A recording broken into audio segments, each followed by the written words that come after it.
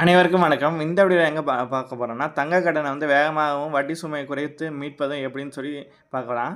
தங்க கடன மிக விரைவாகவும், வட்டி சுமையை குறைப்பது ஒரு சிறந்த நிதி மேலாண்மை ஆகும். ஒரு கடனை எவ்வளோ சீக்கிரம் அடைக்க முடியுதோ, அவ்வளோ பணத்த நீங்க வட்டிய மிச்சப்படுத்தலாம். சரி, அத திருப்பி அடைக்க சாதுரியமான முடிவுகள பார்க்கலாம். பெரும்பாலான வங்கிகள் மற்றும் நிதி நிறுவனங்கள் தங்க கடனுக்கு ஃப்ளெக்சிபிளாக திருப்பி செலுத்தும் முறையை வழங்குகின்றன. உங்கள் தற்போதைய வருமானத்துக்கு ஏற்ப இது சிறந்ததை தேர்ந்தெடுங்க. நீங்கள் வட்டி மற்றும் அசலை மாதந்தோறும் செலுத்தி வந்தால் கடனின் சுமை படிப்படியாக குறையும். உங்களிடம் எப்பொழுது கூடுதல் பணம் கிடைக்கிறதோ அதை உடனே தங்க கடனின் அசல் தொகையை செலுத்துங்கள். அசல் குறைந்தால் அடுத்த மாதத்திற்கான வட்டி தானாகவே பெருமளவு குறைந்துவிடும். அடுத்து உங்கள் அசல் முழுவதையும் செலுத்த முடியாவிட்டாலும் மாதந்தோறும் வட்டி தொகையை மட்டும் நிலுவையின்றி செலுத்தி வாருங்கள். இது வட்டிக்கு வட்டி ஏறுவதை தடுக்கும். அடுத்த சில மாதங்களுக்கு உங்கள் அத்தியாவசிய செலவுகளை குறைத்து அதில் சேமிக்கும் பணத்தை முழுமையாக தங்க கடனை அடைக்க பயன்படுத்துங்கள். அதாவது பொதுவாக 20% பணத்தை சேமிப்புக்கு ஒதுக்குவார்கள். ஆனால் கடன் இருக்கும்போது ஆடம்பர செலவுகளை 30 முற்றிலும் தவிர்த்து அதை அப்படியே கடன் அடைப்பதற்கு மாற்ற வேண்டும்.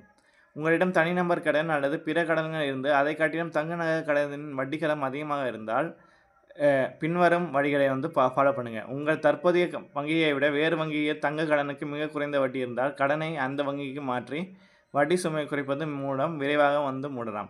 உங்கள் கையில் இருக்கும் சேமிப்பு கணக்கு பணம் அல்லது குறைந்த வட்டி தரும் இதர முதலீடுகள் குறைந்த வட்டி தரும் ஃபிக்ஸட் டெபாசிட்களை உடைத்து தங்க கடனை அடைப்பது புத்திசாலித்தனம். ஏனெனில் வங்கியில் நீங்கள் பெறும் வட்டியை விட தங்க கடனுக்கு நீங்கள் செலுத்தும் வட்டி எப்போதும் மிக அதிகமாக இருக்கும். கடனை முடித்த பிறகு மீண்டும் அதை முதலீட்டுக்காக எளிதாக சேர்த்துக்கொள்ளலாம்.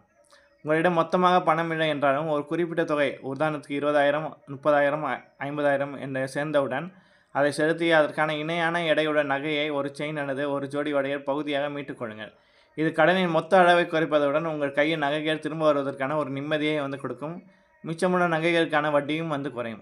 மிக விரைவாக, அதாவது சில மாதங்களே கடனை முடிக்க வேண்டும் என்றால் உங்கள் முதன்மை வருமானத்தை தவிர கூடுதல் வருமான வாய்ப்புகளை உருவாக்க வேண்டும். உங்கள் தொழில் சார்ந்த திறமைகளை பயன்படுத்தி ஃப்ரீலான்சிங், டிஜிட்டல் தளங்கள் மூலம் கூடுதல் வருவாய் ஈட்டுதல் அல்லது பகுதி நேர வேலைகள் மூலம் கிடைக்கும் 100% வருமானத்தையும் தங்க கடன் கணக்கிற்கு மட்டுமே பயன்படுத்த வேண்டும். முக்கியமான எச்சரிக்கை என்னென்னா, உங்கள் நகையை முன்கூட்டியே மூடுவதற்கு ஏதேனும் அபதார கட்டணம் அல்லது ப்ராசஸிங் ஃபீஸ் உள்ளதா என்பதை உங்கள் வங்கியிடம் கேட்டு தெரிந்து கொள்ளுங்கள். பெரும்பாலான வங்கிகளுக்கு இந்த கட்டணம் இருப்பதில்லை. அடுத்து ஏல அறிவிப்பு. வட்டி கட்டாமல் நீண்ட நாட்கள் தள்ளி போடக்கூடாது. வட்டி குவியும் போது நகையின் மதிப்பை விட கடனின் மதிப்பு அதிகமாகி வங்கி நகையை ஏலம் விட நேரிடலாம். எனவே மாதந்தோறும் வட்டி பகுதியை தொடுவதை வழக்கமாக்கிக் கொள்ளுங்கள். துல்லியமாக திட்டமிடல் கூடுதல் வருமானத்தை அப்படியே கடனுக்கு திருப்புவது தான் உங்கள் தங்க நகையை மீட்க விரைவாக உங்கள் கைக்கு கொண்டு வரும் சிறந்த வழியாகும்.